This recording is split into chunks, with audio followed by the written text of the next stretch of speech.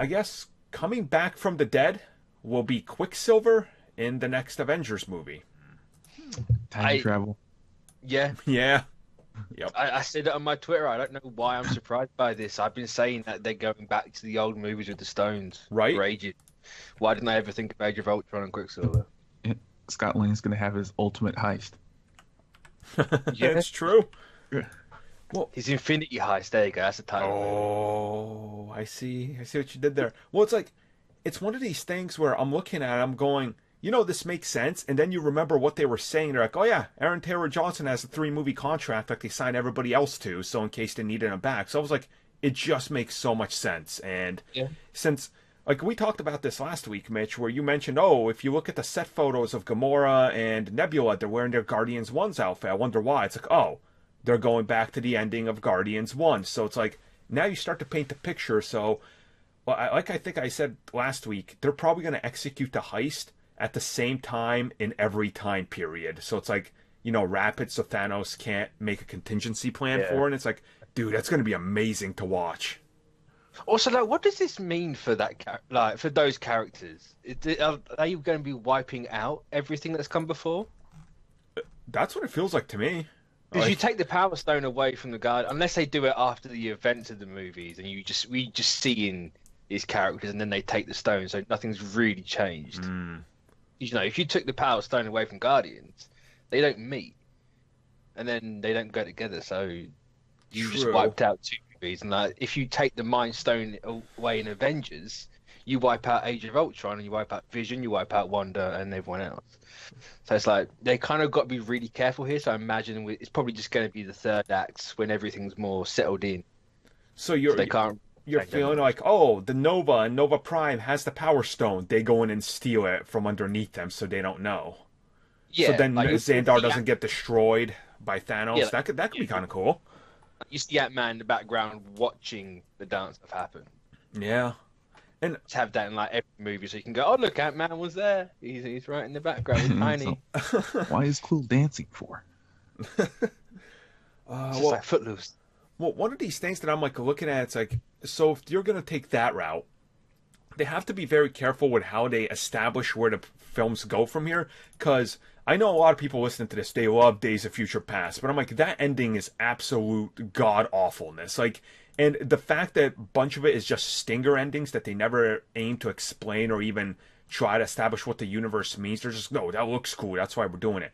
That cheapened that entire universe and movie for me. So it's like, I trust the Russo brothers aren't going to do that, but then also the way they speak about it, every time they want us to know, they're like, no, look, after Avengers 4, everything changes and everything will be different and you'll understand after the movie. I'm like, so is this actually going to do that ripple where maybe events have changed and we're going to have to learn throughout the rest of the movies what did actually change? Because I feel like that they would be ballsy enough to do that,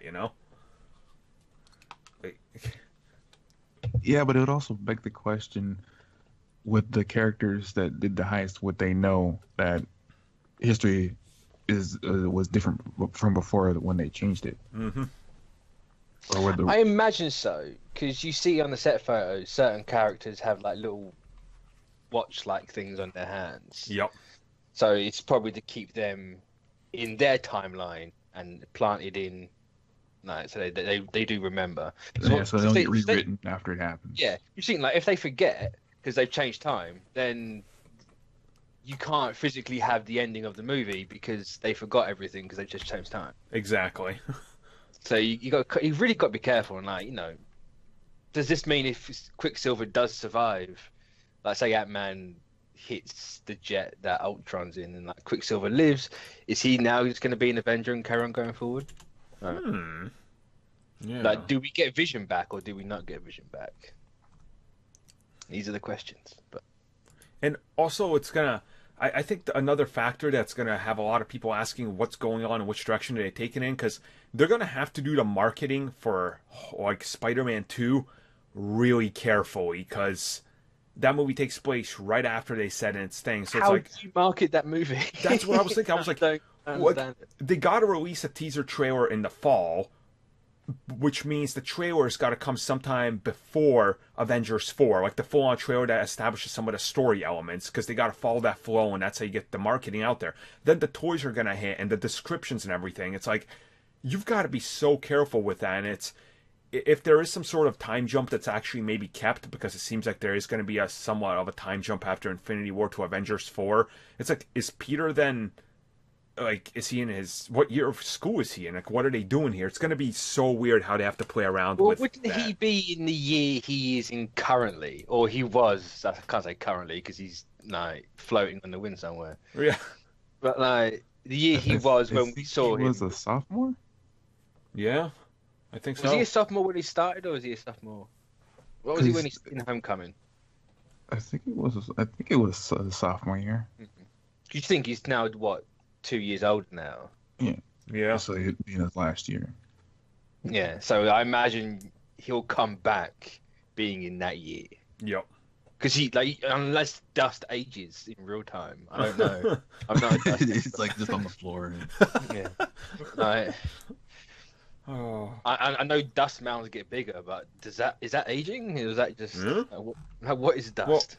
Well, also, like, we're talking about that, but then let's talk about another big thing. So, if we're gonna talk about the Space Stone and everything like that, the Tesseract specifically, right? Where do they go with that movie? Are they gonna go back to World War II? Do we see Red Skull again because they have a new actor to play Red Skull? I just think that's gonna be the Avengers bit. Yeah. The Avengers is getting the Tesseract, and then the Age of Ultron will get the Mind Stone. But even then, actually.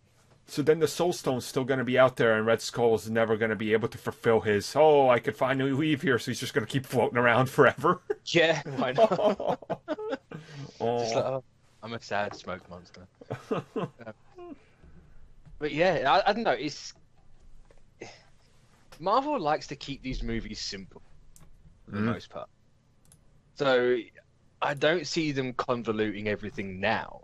True. But can't really not convolute things when you're time traveling. So we're probably overthinking a lot of it, and it's just like, no, we're just going to do this, and it's just going to happen. That's true. It's not our actual timeline; it's different timelines. It's the multiverse. That's why it was in that Man of Wasp. Mm-hmm. And that way, if you say it's different multiverse, you're not changing anything you've done before. But then people are going to go, the stones don't work outside the main universe, and it's like, they do now. Yeah. Well, they can. No, the reality stone's not in 616 at the minute. So yeah, that's just the movie. So yeah, they're positioned in an interesting way. I mean, I just can't wait to see it. Like with Quicksilver coming back and all these events, I can't wait to see how it feels like it's going to be a celebration of the MCU, because I guarantee we're going to see Ultron again, and he's going to have a few, lines in the battle there. So it's like.